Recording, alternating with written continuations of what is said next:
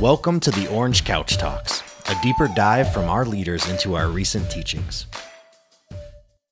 Hey, welcome to the Orange Couch Talks.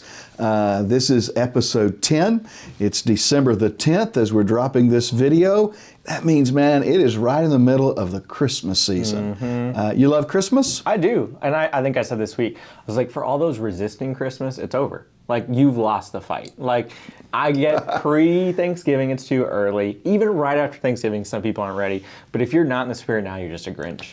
Yeah, and you know, typically I am the Grinch. I got a little green on today.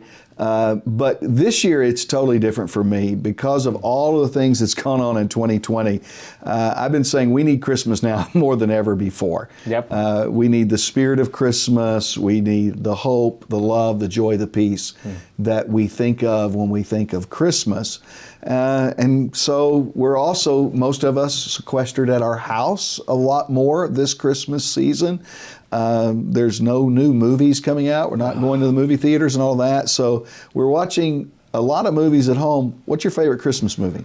I have to go with Elf. I love Elf. Like, you can't really go wrong with it. I could watch that a million times. And You know, it's on at Harkins right now. You can go and pay like $10 to go watch Elf at Harkins. And I almost went because it's one of my favorites. Or you could pick up a $10 bag of popcorn and watch it at your house like 4 times with that popcorn. Or just, watch it on streaming. It's out Exactly, there. at your house. But I thought it might be fun to go and experience Elf in the theater, like, again, for the first time. Because we might not go to a theater with a new movie for the next, year. Yeah, so any other Christmas movies other than Elf that make your top 5? I love, The Grinch with Jim Carrey, even though it's, kind of corny. It's great. But then I've had to embrace this, because I have a 2 and a 4-year-old, so they can't watch, they don't like movies with actual people in them. Like, they'll watch it for 10 minutes and get super bored. So we've watched The Grinch, the animated one, the new one, and they've actually loved it and think it's hilarious. So I actually watched that with my grandkids, See? and it's pretty good stuff. I go with Elf. I mean, Elf is like, you can't go wrong with Elf. Yeah. Christmas Vacation, come on, man, that's a classic. We're going to talk about worry in a little bit, and we're all kind of worried Cousin Eddie's coming over for Christmas Vacation to our homes. And if you're not worried about that, you might be Cousin Eddie.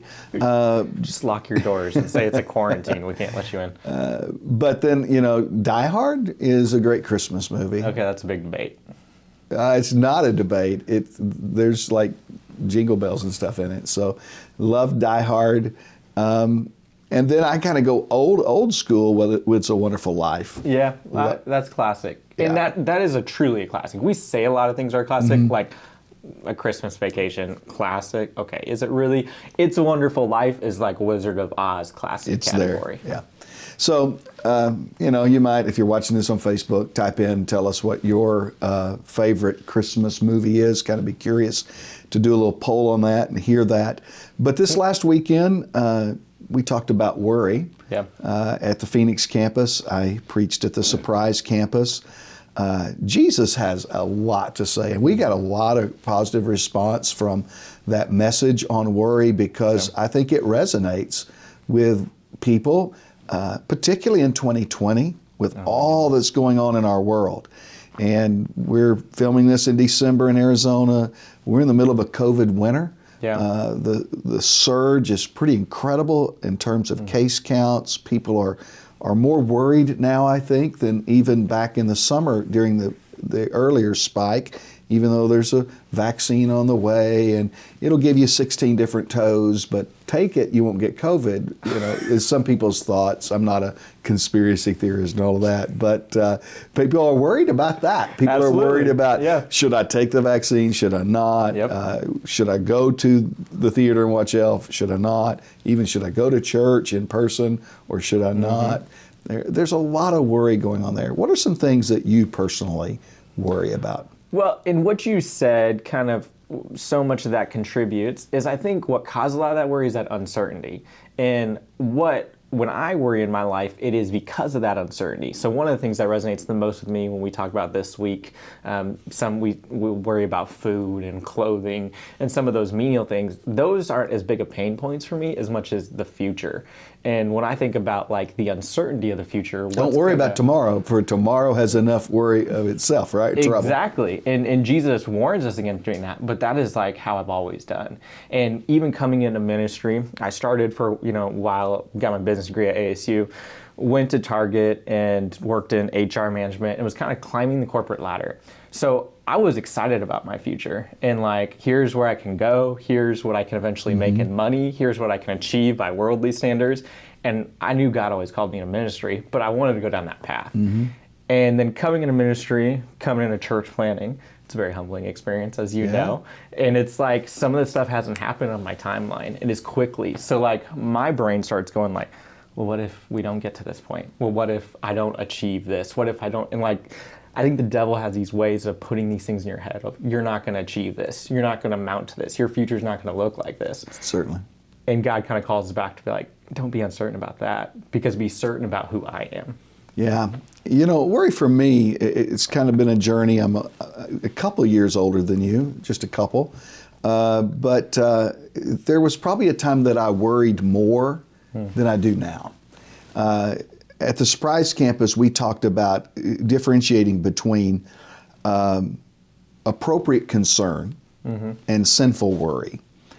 And that's sometimes a delicate balancing act, appropriate concern, sinful worry. But I don't worry a lot about stuff. I don't worry about a lot now. It's one of the one sins I don't commit a lot, all right? I've got another list that we could talk about. We've talked about even in this series. But this is one of those that I feel like God's given me some success in overcoming. But I used to like worry about stuff I couldn't control. Like, if I could fix it, I can fix it. I'm a doer. We're leaders and stuff. We're fixers. We're problem solvers, and those things I'm like, okay, I can do this. I can get up. I can do this, this, and this, and I can fix this. But man, I used to worry about things that were out of my control. What, I can't fix this. How am I going? And then I'd worry about it. I had a staff member years ago at a church that really helped me with this. And it's weird that staff members help you with stuff. I'm just going to tell you. But this You don't know what that's like anymore. This staff member really helped me with this, because he's like, man, I really like it when we're presented with problems that we can't control, because that means we have to trust God. It's uncomfortable. Yeah. But there's some comfort in it as well. It's like, okay, I can't do X, Y, and Z. I can't do 1, 2, and 3. So I just have to trust God. And so that was kind of helpful for me years ago to help me overcome. Appropriate concern is actionable. It's some things that we can do that is beneficial, and that God, in this kind of concept on worry, we talked about, it's not a permission not to be thoughtful, not to be attentive, not to be proactive. Appropriate concern, we do that. We act upon it. But worry is just mindless and wasteful, because there's no action that we can do. And it can stop us in our tracks. I think, this year, I kind of learned some of that lesson with, here at Phoenix, we just broke ground last month on a community garden. We've talked about this for a long time, and it's a big project, expensive project, lots of hours are going into it, and we're kind of in the middle of doing a lot of our infrastructure right now. But I wanted to dot all my I's and cross all my T's and get every blueprint and everything laid out perfectly, so that when we're done, boom, it's ready, we're going. And then you told me, and I think Chris told me the same thing, Chris Sonson, our coach, was like, sometimes you just need to start stuff. And like, you need to have the plan, but you just need to get it started and trust that God's putting you on the right map. And we can be, almost worry can just cause us to do nothing and be so afraid Polarizes that us. we don't go forward. Yeah, because we're worried about failure. We're worried about perception, what others think. Yeah. There's a lot of stuff we can worry about. Kind of brings us to kind of the next kind of area I want to talk to you about is thought distortions that are associated with worry. What in the world does that mean? Well, we have all kinds of thought distortions. We think, I'm trying to lose a few pounds right now, but you might think, I could never lose weight, or I could never get in shape, or I could never finish college, or I could never go on that dream vacation, whatever it is. So me thinking I can never make the NFL, there is some possibility there. That is a thought non-distortion. Oh, okay, that's reality. But that's called reality. But there are a lot of things that there's just limiting factors. Yep. The way that our stinking thinking are limiting factors that keep us from excelling. And some of you are, and I even talked to some people this weekend at church that said, I don't think I could ever stop worrying.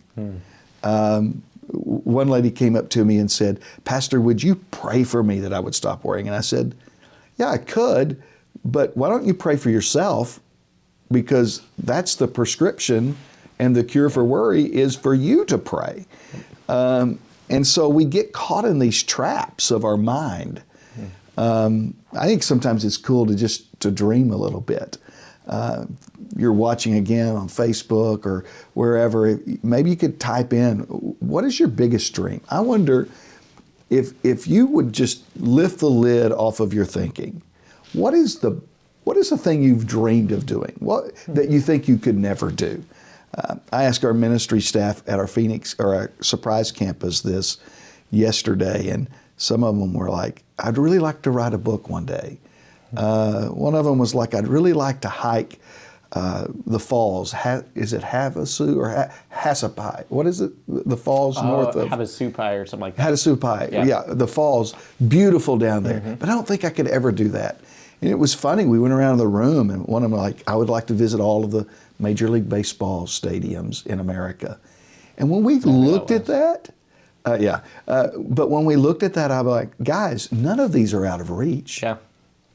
And whatever your dreams are, they're not out of reach. And when it relates to worry, we can live apart from worry. One of the things that's so closely associated with worry is stress. I love some of the verses in the Bible that tell us what we can do. I know you were saying earlier, and I think you said here at Phoenix campus this weekend, you can't do it, right? You can't overcome worry on your own. Yep. And I countered that, and it was not in contradiction to what you said, but we can do it with God's help. Absolutely. Right? So in one sense, you can't overcome worry on your own, but if you're not careful, that could become a thought distortion. And you have to understand, but with God, you can do it. Yeah. I love some of the verses of the Bible that kind of speak to that. Can you think of some of them that give us permission to dream? Well, and I think maybe not quite as much here, but I think it's surrounding yourselves with the right people. We used a verse from Proverbs 12, I think it's 25, that says, anxiety weighs the heart down, but a cheerful word lifts it up. Yeah. And it's like surrounding yourselves with people who speak into you, not just speak into like fairy dust, but speak into God's word and encouragement. And it's like, we're in a worried world, so if you surround yourself with a bunch of worry warts, it's probably going to just make you more worried. Yeah. But if you surround yourself with positive people and people who see what God is doing, they're going to say like, no, you can do this. And God can work through this situation. It's hard to fly with the eagles if you run with the turkeys, right? Yeah, so, that's good. You've got to... Sounds like an Oklahoma thing. Yeah, well, there's a lot of turkeys there. But it's who you are many times is a reflection of who you surround yourself with. Yeah. I think of 1 John 4:4, I think. Greater is he that is in you than he that is in the world. I think of Philippians 4:13. I can do all things through Christ who strengthens me. Yeah. There's so many verses of the Bible that tell us in Romans 8, it says, we are more than conquerors. You, listening right now, you, with Christ in you, you are more than a conqueror through Jesus Christ your Lord. And so stop with the stinking thinking, stop with the thought distortions that put a cap or a lid on the potential that you have to live without worry and live without stress and also live to the level of the dreams that God has for you. Yeah. But as we think about this in the context of our world, societally, there's a lot of worry. What are some things that you think we worry about societally? Well, I think right now, and you alluded to a little bit of this, we just see, I mean, you go to the store, you go on social media, anything. The pandemic has definitely got a lot of people just on the forefront of their mind. I mean, I think they're still worried about politics and the election, even though some of that has passed, but it's not quite And a passed. lot of that's interwoven with the pandemic, Yes, right? absolutely. But I mean, I think of every time we see a surge or every time we see something happening, you go to the grocery store and you have shelves cleared out. And it just shows like when we worry on a societal scale, we go into the survival mode where it's like, I don't care about anyone else. I'm going to just try to do what I can to get through this day. And right now, I think for society at large is just this feeling of panic. And I don't feel like a Christmas joy across the world like you might normally would. I feel like we're pushing that in our churches, but it doesn't feel like a joyful Christmas season right now. It feels like okay, you celebrate Christmas in your house, but we're not going to talk or we're not going to see each other the whole time. Yeah, it's just so different. Generationally, our generation is the only generation that's dealt with this in hundreds of years, literally. Yeah. And yet, as we kind of turn the page to Christmas, this whole series we are in is called Holiday on Its Head. Jesus, we've said all the way through here, flips the script. And I think Jesus wants to flip the script on our perception of Christmas this year and our perception of what the future might hold. The reality is, as we speak to you today, and we mentioned earlier, we're in the middle of a COVID winter, and it's Christmas, and there's Christmas is often associated, even in the best of times, with emotions like depression and worry, stress, financial concerns. Wow. Even in the best of times, Christmas is usually, for people struggling with these emotions, a heightened level of emotional struggle. And now with COVID on top of that, politics on top of that, civil unrest on it, it's just like all dialed up. So I just want to speak a little bit of future and hope into those that are listening today. There is a huge surge right now. I haven't checked the numbers of COVID numbers. I usually check that every morning. Hadn't checked it yet today. Have you checked it? I haven't. Anybody checked it? Nobody? That's good. We're living without worry. I'm not worried about it. But I can't wait to go see what the numbers are. But the numbers are high, not just in Arizona, all across the world. There's a surge. But I want to say to you as believers, and this is a hope that really is only one that believers have. And I want to say to you believers, I fully believe, and I'm so excited about this, that there's another surge headed our way. I believe after this pandemic has ended, and it will end. One of the great sentences in the Bible is, it came to pass, it came to pass, and it came to pass. And well, there's going to be a day where this pandemic comes to pass. And when that day comes, and I believe it's going to be relatively soon. I can't tell you when, but I think soon. There's going to be a surge. I think in churches, there's going to be a surge of attendance.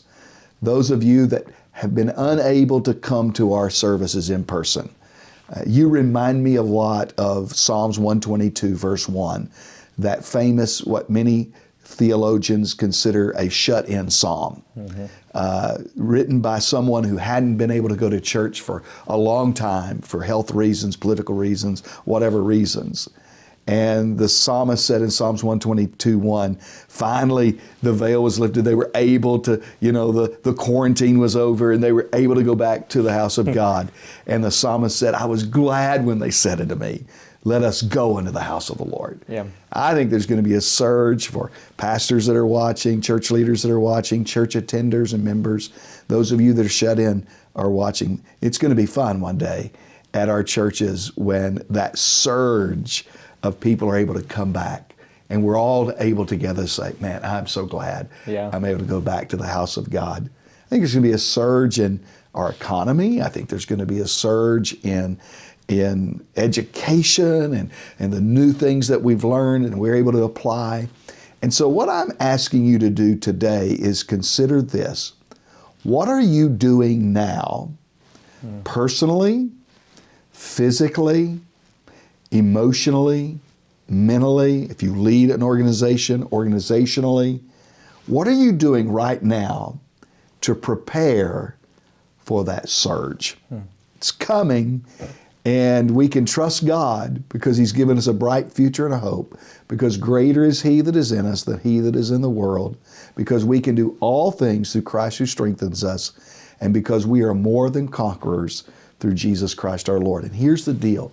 I've been saying to our team, I think you've heard me say this, that we're on the same level playing field. Everybody is. Absolutely. Professional sports, college sports, movie theaters, restaurateurs, all of that. But you and I as believers have a distinct advantage. We have the Holy Spirit. We have God's purpose and plan for our lives. And the gates of hell will not prevail against the church. Greater is He that is in us than he that is in the world. And we are more than conquerors through Jesus Christ our Lord. Stop with the stinking thinking. Get over your thought distortions and believe God for a future and a hope. Man, we're so glad that you've tuned in. If this has been helpful to you, I hope that you'll share it with some of your friends who may be struggling with some of these emotions this Christmas season. Thanks for tuning in. Make sure to rate, review, and subscribe, and don't forget to go out and make Jesus known.